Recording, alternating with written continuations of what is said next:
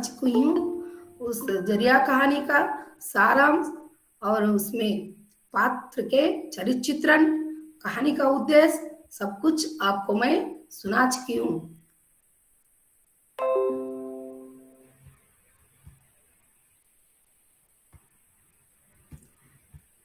आज मैं भूख हड़ताल कहानी आपको शेयर कर रही हूँ। आप इसे ध्यान से देखिए, सुनिए। उसके बाद मैं कंटेंट भी आपको भेज दूंगी।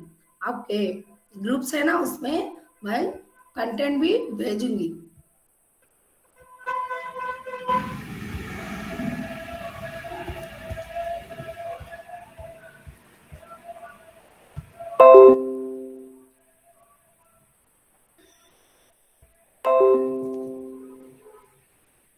भूख हड़ताल कहानी फर्स्ट बीकॉम स्टूडेंट्स सुन चुके हैं, थोड़ा थोड़ा बहुत सुने हैं, वो उन्हें भी आज मैं पूरी कहानी बताऊंगी। भूख हड़ताल कहानी के कहानीकार बालसो रेड्डी जी है। पहले हमें कहानी बताने के पहले कहानीकार का परिचय भी थोड़ा बहुत मैं बताऊंगी। श्री बालसो रेड्डी जी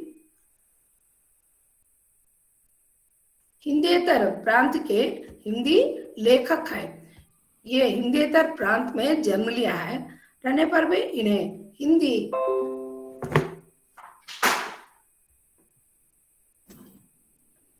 हिंदी लेखक के रूप में हमें इस कहानी में इन्हें परिचय कराऊंगी मैं।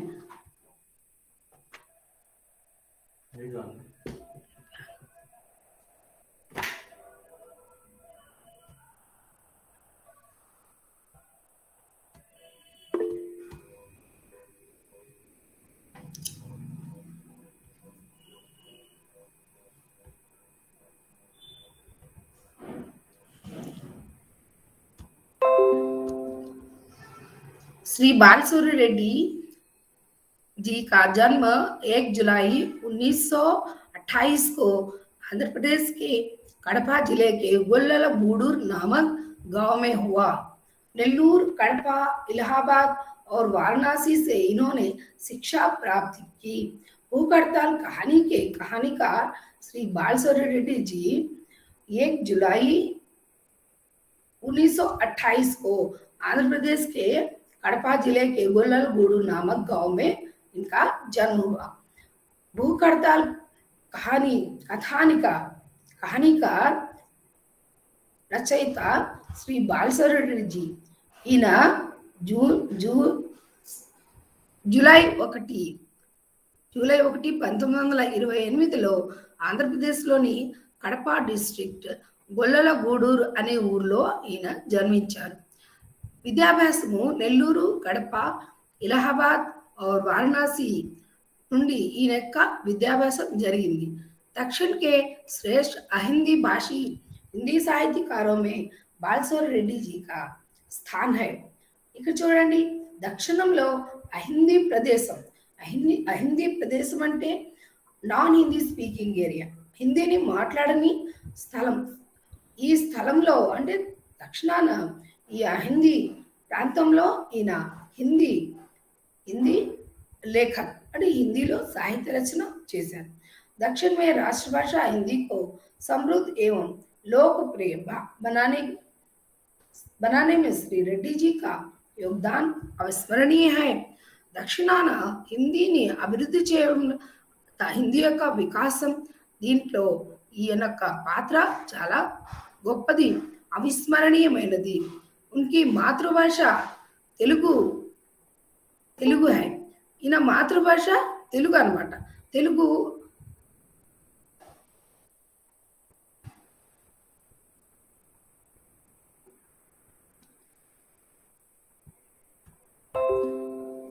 है, फिर भी राष्ट्रभाषा हिंदी के प्रति उनके हृदय में श्रद्धा और प्रेम की भावना कूट कर भरी हुई है। इनकी मातृभाषा तेलुगु है होने पर भी हिंदी के प्रति इनका प्रत्येक श्रद्धा और हृदय में भक्ति है, प्रेम है। इसलिए इसका मतलब क्या है, हिंदी को बहुत पसंद करते हैं।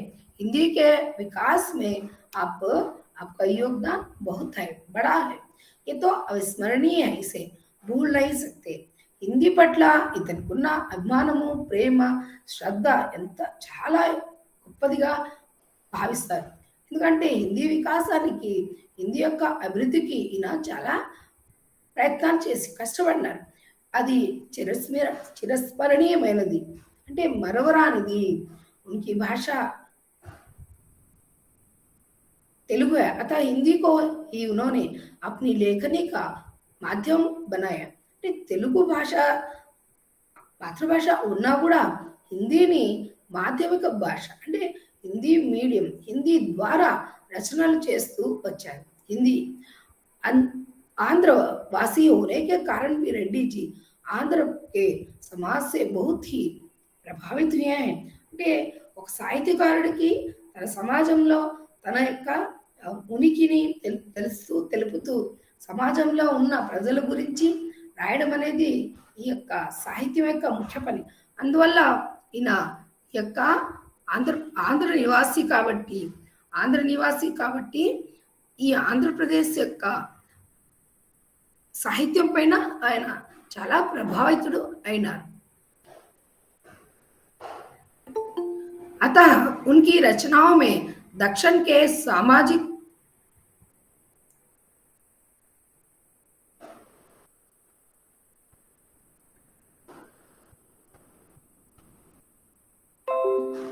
इनकी रचनाओं में हमें ये दक्षिण की सामाजिक, पारिवारिक, सांस्कृतिक, राजनीतिक एवं आर्थिक जीवन का स्वाभाविक चित्रण संपन्न किया है. అంటే ఈయన తన సాహిత్యంలో దక్షిణ ప్రదేశం నుండే ఉన్నారు కాబట్టి, ఆంధ్రప్రదేశంలో ఈయన పుట్టారు కాబట్టి, ఆంధ్రప్రదేశ్లోని సామాజిక, సాంస్కృతిక, తర్వాత రాజకీయాలు, ఆర్థిక, ఈ విషయాలన్నింటినీ తన రచనల్లో ఆయన చిత్రీకరించడం జరిగింది. శ్రీ రెడ్డి जी ने कई सालों तक हिंदी चंदमामा का सफल संपादन किया. संप्रति श्री रेड्डी जी मद्रास में रहते हुए अपना साहित्य सृजन में लगे हुए हैं. అంటే ఈయన చందమామ అనే ఒక పుస్తకం ఉంది. ఇది నాకు తెలిసి 30 ఏళ్ళ ముందు నుండే ఉంది. ఇది 30-40 ఏళ్ళ ముందు కూడా మేము చిన్నప్పుడు ఈ పుస్తకంని చదువుకునేవారు. ఇందులో కథలు అన్నీ ఉంటాయి, బేతాళ కథలు, ఇవన్నీ ఈ చందమామలో పొందపరచడం జరిగింది. మరి ఇందులో ఈ చందమామలో ఉన్నట్టు కథలు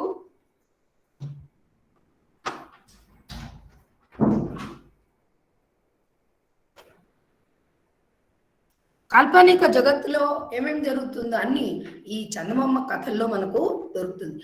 రెడ్డి గారు ఈ యొక్క చందమామ పుస్తకానికి సంపాదకీయం వహించారు. ఇది ఈయన యొక్క జీవిత చరిత్ర. మరియు अब तक हमें उनके जीवन का परिचय सुने. अब कहानी में जाएंगे. भूख हड़ताल की कहानी में एक स्वाभिमान जीवन बिताने वाले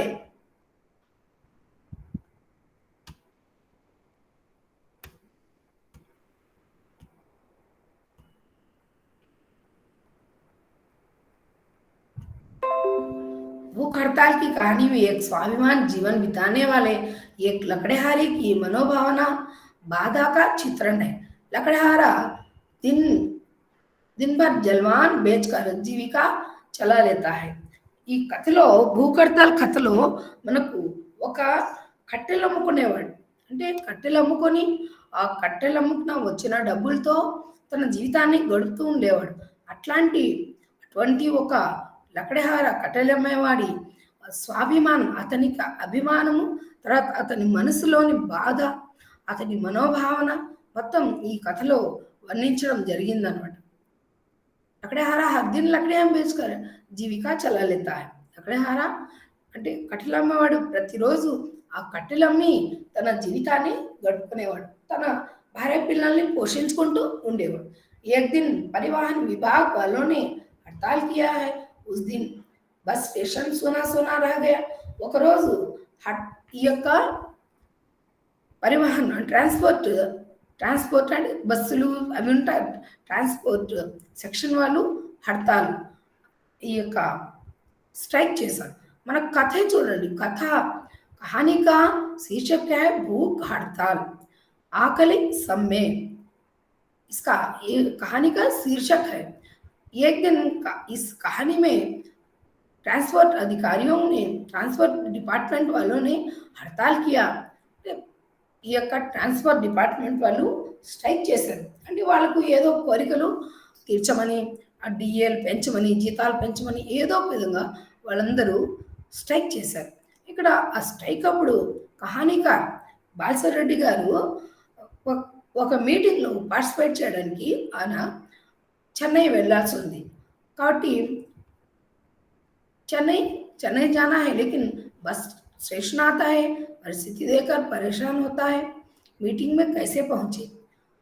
బాలశౌరెడ్డి గారు బస్ స్టాండ్కి వచ్చి చూస్తే బస్సులు ఉండవు।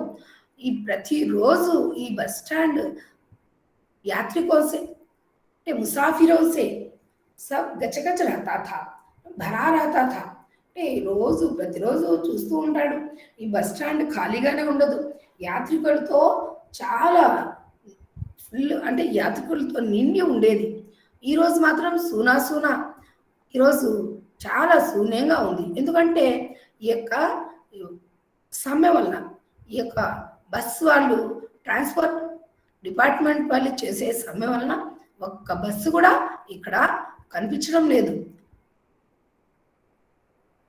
కానీ అప్పుడు లకడేహారా సస్తే మే దేనా చాహతే, అప్పుడే ఈ లకడేహారా కట్టెలు అమ్మేవాడికి పోయి ఆ కట్టెలు తీసుకొని పోయి తను సార్ ఈ కట్టెలు కొనుక్కోండి అని అడుగుతాడు।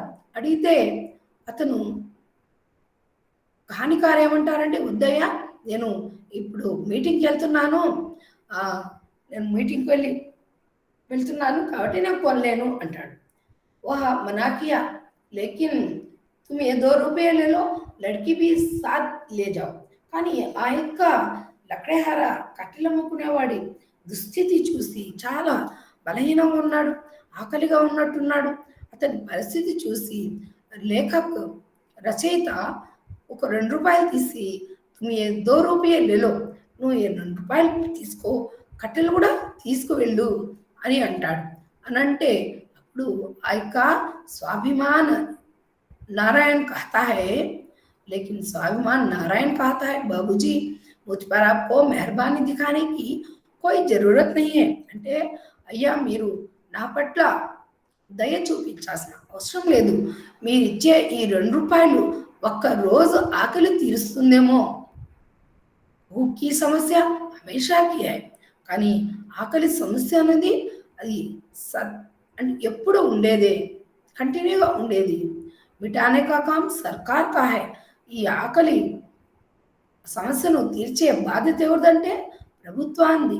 ఆజ్ సవేరే 5 బజే ఉఠా, తర్వాత ఇది విన్న తర్వాత ఈయన మన రచయిత కహానీకారు చెప్తున్నారు, ఈరోజు నేను 5 గంటలు లేచి నహా ధోకర్ చాయ్ పీలి బస్కే లియే, బస్ కోసం పెందలాడే లేచి 5 గంటలకు లేచాడు, స్నానాలు చేసుకొని టీ తాగి తను बस स्टेशन की బయలుదేరినాడు। బయలుదేరితే बस पकड़ने के ख्याल से बस स्टैंड पहुंचा। बस स्टैंड को सुना सुना देखकर मेरे आश्चर्य की कोई सीमा नहीं है। సరే చాయ్ తాగి అతను బయలుదేరి బస్ స్టాండ్కి వస్తే బస్ స్టాండ్ మొత్తం ఖాళీగా ఉంది, ఒక్క జనం కూడా లేదు, ఒక్క బస్సు కూడా లేదు। కానీ ఈ యొక్క బస్ స్టాండ్ హమేషా ముసాఫిరోं से खचाखच भर रहने वाला है। ఈ బస్ స్టాండ్ ఎప్పుడు గుంపులు మనుషులతో నిండి ఉండేది, ఈ రోజు లేదు। బహుశా నేను వేరే పొరపాటున వేరే ప్లేస్కి ఏమైనా వచ్చాను, నా మేరీ ఆంఖోं पर मुझे विश्वास ना हुआ, అంటే కళ్ళను నమ్మలేకపోతున్నాడు। కానీ వచ్చింది కరెక్ట్ ప్లేసే, కానీ ఈ యొక్క హర్తాల్ వలన సమ్మె వలన బస్సులు అక్కడ లేదు। ఇక్కడ మన కహానీకార్తో రాజగోపాల్ అనే ఓ డ్రైవరు, నౌకర్ చిన్నస్వామి, ఈ బండి కూడా జీప్ కూడా ఎవరిదంటే కహానీకార్ వారి సాలా అంటే బావమరిది, ఆ జీప్ తన బావమరిదిది।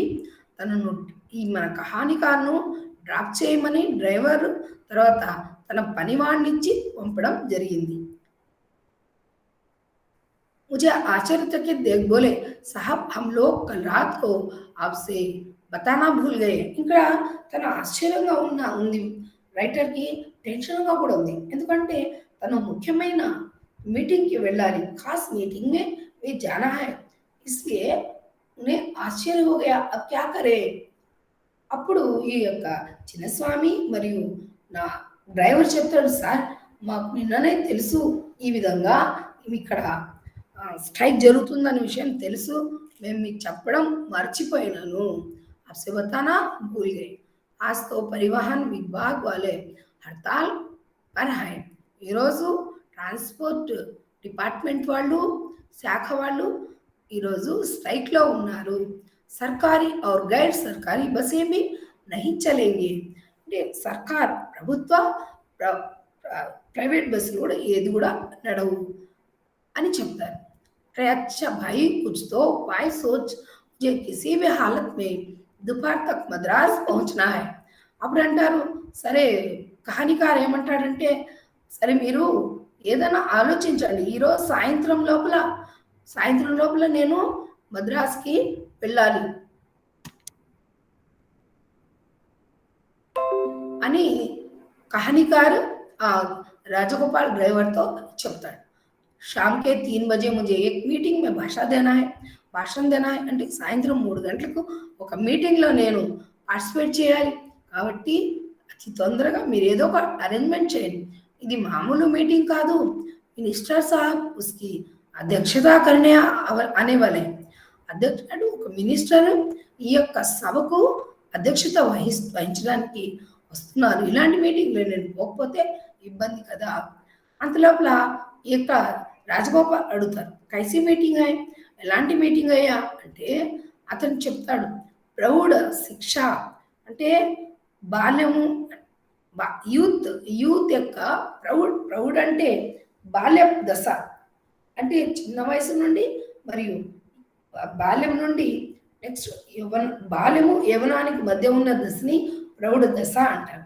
ఆ ప్రౌఢ దశలో ఉండే పిల్లల చదువు గురించి, వాళ్ళ యొక్క సమస్యల గురించి, ఆ సమస్యలను ఎలా పరిష్కరించాలి అని చెప్పడానికి నేను మీటింగ్ వెళ్తున్నాను. నేను నా యొక్క ఉపన్యాసం ఉంటుంది, నా స్పీచ్ ఉంటుంది అని అంటాడు. అప్పుడు సాబ్ కృపయా యహా పర్ బైఠియే రహియే. అప్పుడు రాజగోపాల్ అంటాడు, మీరు ఇక్కడే కూర్చుని ఉండండి, మేము ఏదైనా అరేంజ్మెంట్ చేసి వస్తాము అని చెప్పి అక్కడ నుండి జీప్ స్టార్ట్ చేసుకుని అక్కడ నుండి వెళ్ళిపోవడం జరుగుతుంది. తర్వాత इस बीच पता लगा कर लौट आते हैं, कहीं लॉरी ट्रक या सरकारी गाड़ी जाती हो क्या, इस वक्त रेलगाड़ी नहीं. సరే కహానికారు అంటాడు, ఈ యొక్క సమయంలో రైల్ గాడి లేదా ట్రైన్స్ లేవా? ट्रेन्स ఉన్నాయి साहब, आपको चित्तूर से पाकाला होते हुए रेणुगुंटा पहुंचना है. वहां जनता एक्सप्रेस मिलती है, लेकिन रेणुगुंटा तक पहुंचने के लिए इस वक्त कोई गाड़ी नहीं है. ఉంది సార్, బండి ఉంది, ట్రైన్ ఉంది. మీరు చిత్తూరు నుండి పాకాల వెళ్ళి పాకాల నుండి ఈ ట్రైన్ వంటకి వెళ్తే అక్కడ జనతా ఎక్స్ప్రెస్ ఉంటుంది, కానీ ఇప్పుడు ఏ ట్రైన్ లేదు అని అంటారు. రాజగోపాల్ कुछ तब तो ये काम करो, वेलूर तक जाने के लिए कोई साधन हो तो जल्दी बता लो. అంటే నా ఉద్దేశంలో ఈయన చిత్తూరు నివాసి కాబట్టి చిత్తూరులో ఉంటారు. చిత్తూరు నుండి వేలూరు పోవడానికి ఏదైనా బండి ఉంటే, ఏదైనా వెహికల్ ఉంటే చూడయ్యా అని తన ఐడియాను రాజగోపాల్ నుండి డ్రైవర్కి చెప్తారు. मुझे उस गाड़ी पर चढ़ा तो बस मैं वक्त पर मद्रास पहुंचूंगा. నన్ను ఏ విధంగానే మీరు వేలూరు వరకు చేరేటట్టు చేయండి. అక్కడ నుండి నేను ఏదో ఒక తమిళనాడు బస్ పట్టుకుని మద్రాస్కి వెళ్ళిపోతాను అంటారు. बात सही है, मगर सब सर्विस तो इस वक्त उपलब्ध नहीं, బస్ సర్వీస్.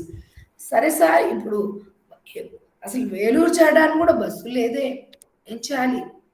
आपको ट्रक या लारी का ही सहारा लेना है. మీరు ట్రక్ లారీనో దాని యొక్క సహాయంతోనే మీరు వెళ్ళాల్సి వస్తుంది అని అంటాడు. कोई बात नहीं, कुछ तो इंतजाम हो. సరే ఏదో ఒక లారీలో ట్రక్ను ఏదో ఒకటి ఏర్పాటు చేయండి అని అనడం జరుగుతుంది.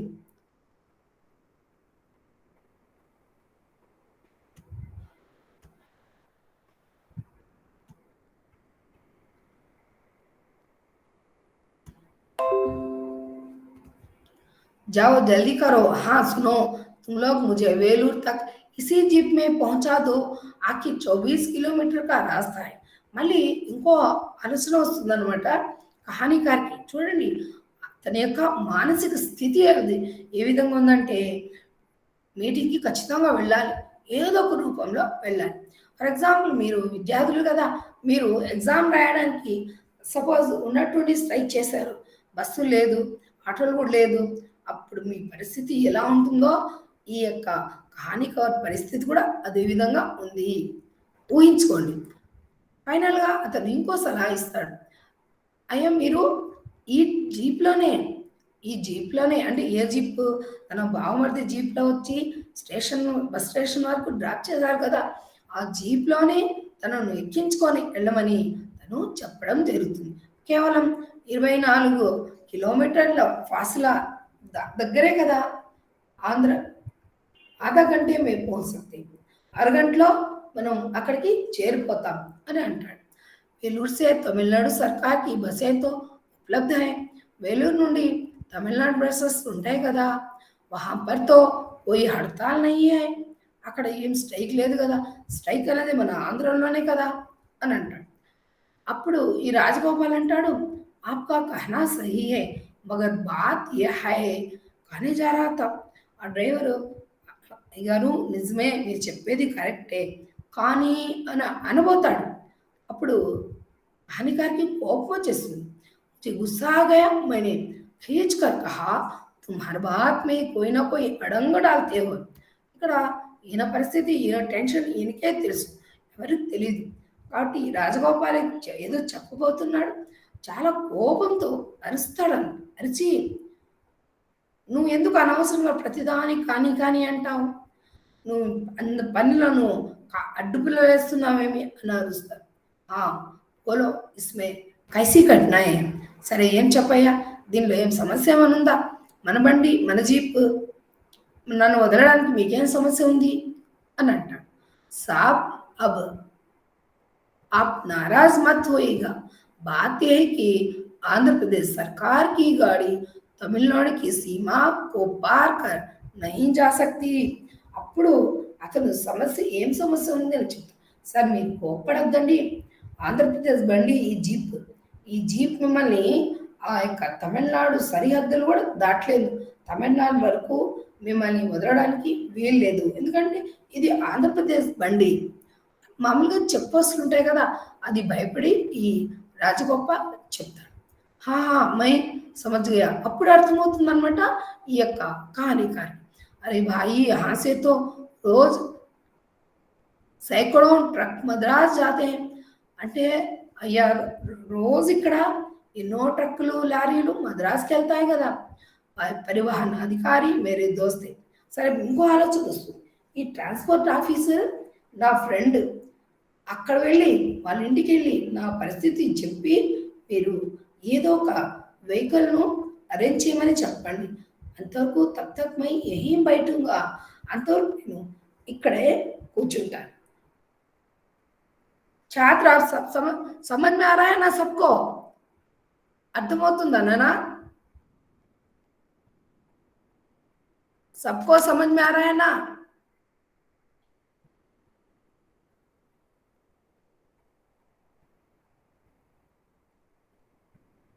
सबको समझ में आ रहा है ना. Yes ma'am. ओके ओके, मैं यही बात को सुनना चाहती थी. कहानी में स्वाभिमान. हाँ जी बताओ. अनुषा गुरुजी. बताओ अनुषा. प्रेजेंट गुरुजी. अरे अब तक मैं प्रेजेंट नहीं, प्रेजेंट अब नहीं, अभी तो क्लास है ना, आपको सुनाई दे रहा है नहीं, ये देखने में आई. अच्छा कहानी शुरू करूंगी मैं. अपने कहानीकार को मद्रास जाना है ना, इसलिए उनके मित्र परिवहन अधिकारी थे, उनके पास कोई ना कोई इंतजाम करने के लिए राजगोपाल को वहां भेजते हैं. राजगोपाल और चिन्नस्वामी जीप स्टार्ट करके चले गए. అంటే ఈ ట్రాన్స్పోర్ట్ అధికారి ఈ తన ఫ్రెండ్ కాబట్టి అతని దగ్గర వెళ్ళి తన పరిస్థితి చెప్పి ఏదైనా వెహికల్ని అరేంజ్ చేయమని చెప్పడానికి రాజగోపాల్ చిన్నస్వామిని చెప్తారు. సరే, రాజగోపాల్, చిన్నస్వామి జీప్ ఉంది కదా వాళ్ళ దగ్గర, ఓన్ జీప్. ఆ జీప్ని స్టార్ట్ చేసుకుని వెళ్ళిపోయారు. ఇంత లోపల ఇక్కడ ఈ రైటర్ ఒక సిమెంట్ బెంచ్ మీద కూర్చోలేక టెన్షన్తో ఉన్నాడు. ఎప్పుడు కూర్చోలేరు, ఇలా పడుకున్నాడు. పడుకుని చాలా స్ట్రెస్లో ఉన్నాడు, టెన్షన్లో ఉన్నాడు. ఇలాంటి పరిస్థితిలో అక్కడే బస్ స్టాండ్ దగ్గర దూరంగా అతనికి ఒక రేకుల షెడ్ కనిపించింది. చిన్న రేకుల షెడ్, దాంట్లో చిన్న టీ అంగడి ఉంది. वहां जाकर चाय पीते हैं और सिगरेट लेकर एक कश भी छोड़ देते हैं. టీ తాగి సిగరెట్ వెలిగించుకొని మనసుని చాలా ప్రశాంతంగా ఉండిపోతాడు. అంటే ఏమి, మనము ఏదైనా టెన్షన్గా మనం ఒక విషయాన్ని గురించి ఆలోచిస్తూ ఉంటే ఆ యొక్క విషయము వేరే విషయం మనసులో వేరే ప్రస్తావన తీసుకొని వస్తుంది, ఆ ముందున్న టెన్షన్ తగ్గుతుందన్నమాట. అదే విధం చేశాడు ఈ కహానికారు.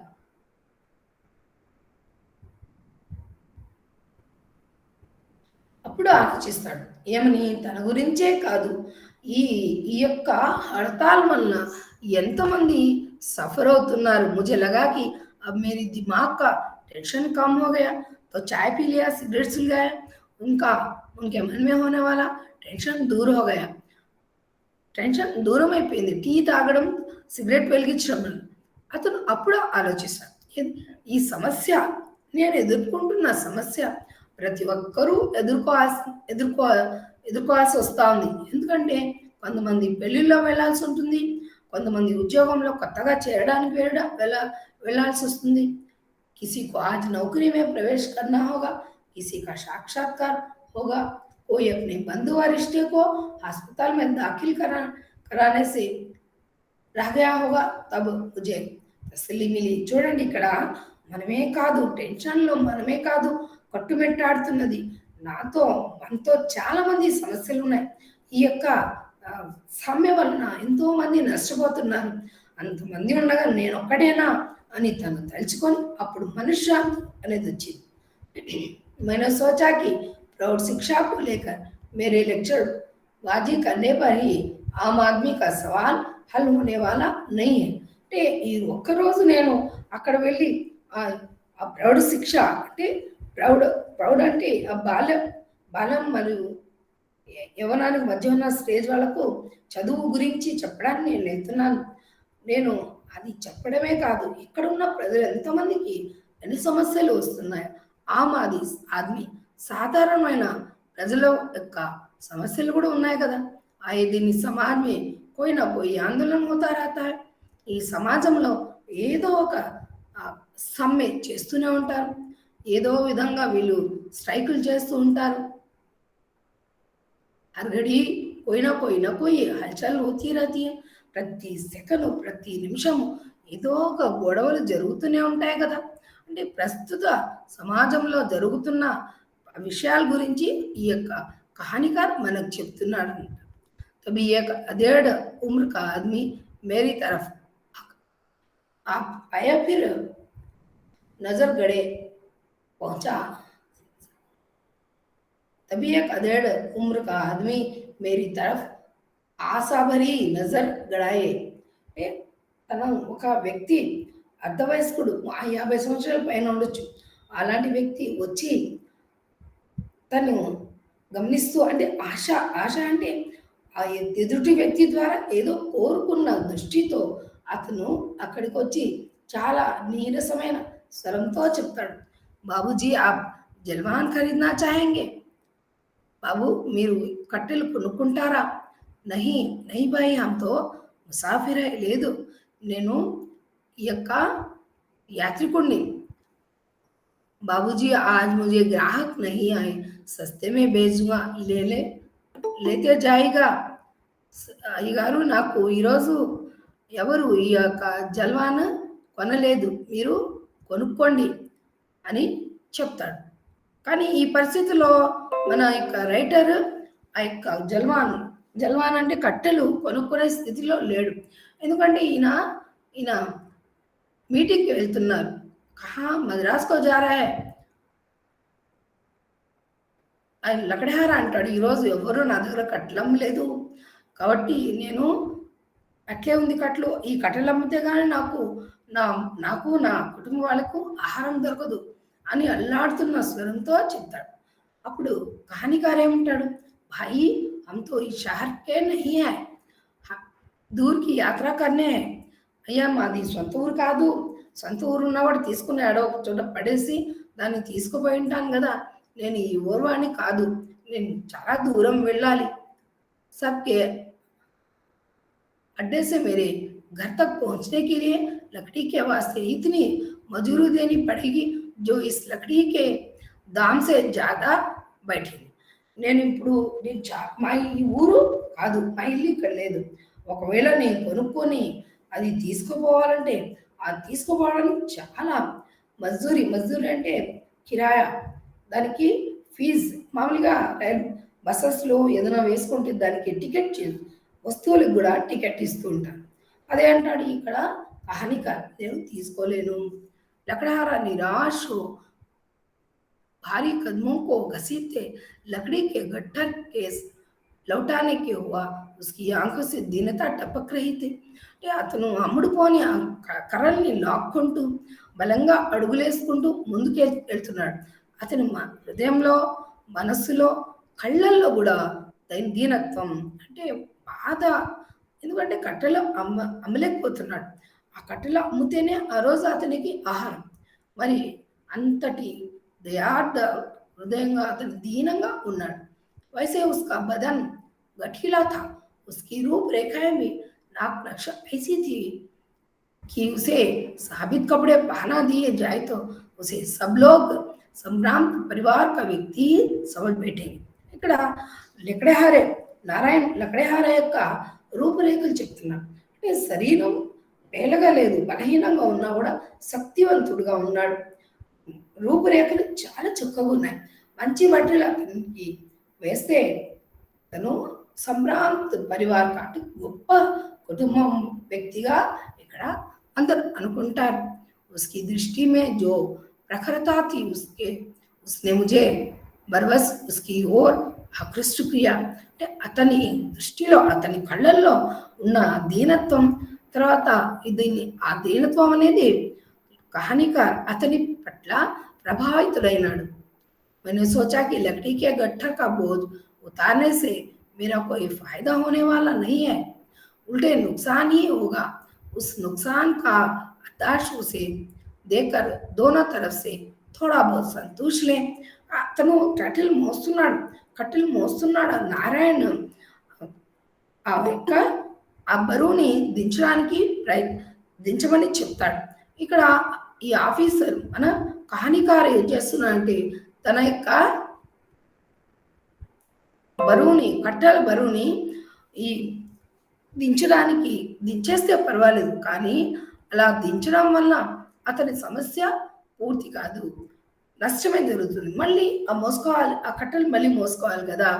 मैंने उस आदमी को पुकारा, जब समीप आया मैंने पूछा, भाई तुम्हारा नाम क्या है. ఇంతవరకు ఆ కట్టెలు అమ్మేవాడికి పేరు రాలేదు. సరే వెళ్ళిపోతున్న నారాయణని పిలిచి, మీ పేరేం భయ్యా, మీ పేరేమి అని అంటాడు. असली नाम नारायण है, पर मैं नारायण नाम से लोगों के बीच जान पहचान जाता हूँ. అంటే ఈ యొక్క నారాయణ అనే పేరుతో కట్టెలు అమ్ముకుంటూ నేను నా జీవితాన్ని గడుపుకుంటున్నానని తన పేరు చెప్పడం జరిగింది. सुनो तुम ये 2 रुपये ले लो, लकड़ी भी साथ में ले जाओ. मेरे मुंह से ये शब्द निकलने ही देरी थी कि नारायण का चेहरा रंग बदलने लगा. అప్పుడు అతని మీద దయతో, అయ్యో ఇంత ఇబ్బందుల్లో పడినాడే, కట్టెలు అమ్మలేకపోతున్నాడే అనే దయతో కహానీకారు అతనికి, వినయ్య నువ్వు ఈ 2 రూపాయలు తీసుకో, నీ కట్టెలు కూడా నువ్వే తీసుకోపో అని అంట. ఆ మాట వినంగానే నారాయణ యొక్క రంగులు మారిపోతాయి. ఎందుకంటే నారాయణ అభిమానవంతుడు.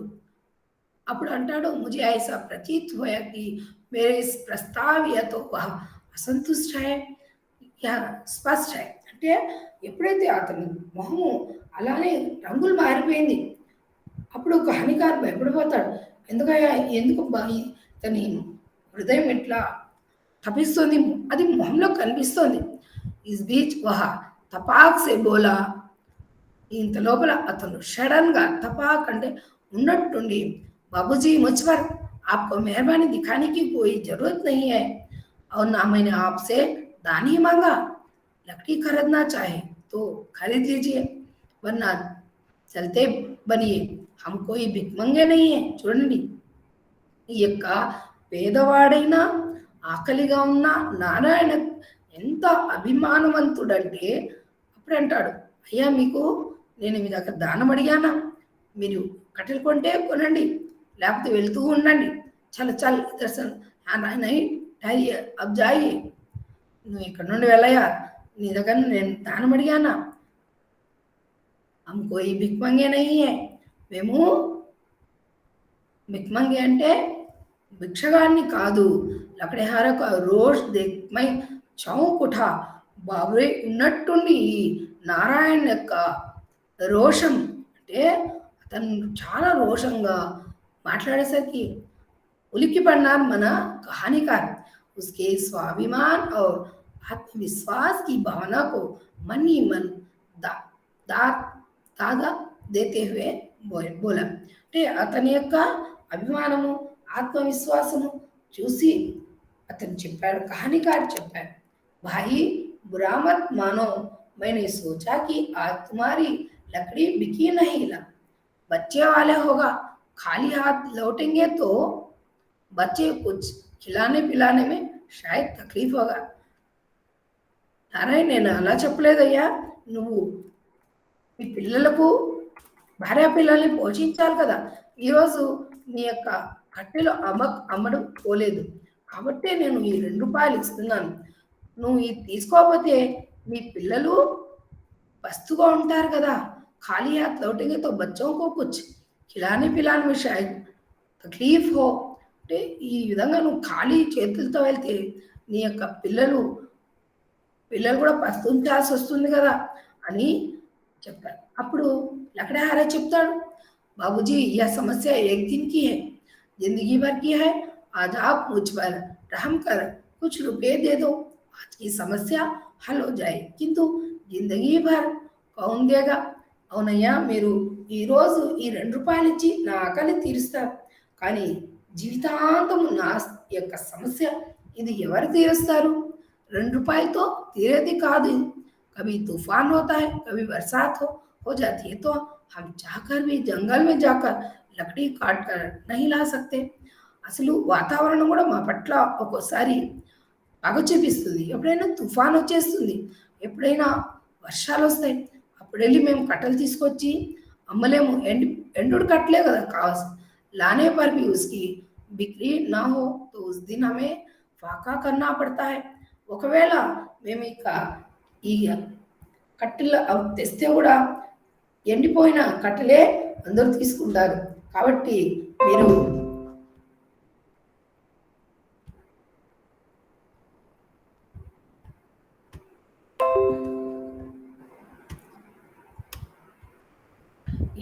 ఎండిపోయిన కట్టెల్నే మీరు తీసుకుంటారు కాబట్టి, అందరూ తీసుకుంటారు కాబట్టి నేను ఈ కట్టెలను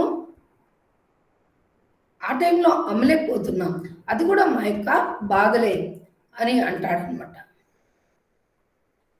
ఇక్కడ నారాయణ యొక్క ఆత్మాభిమానం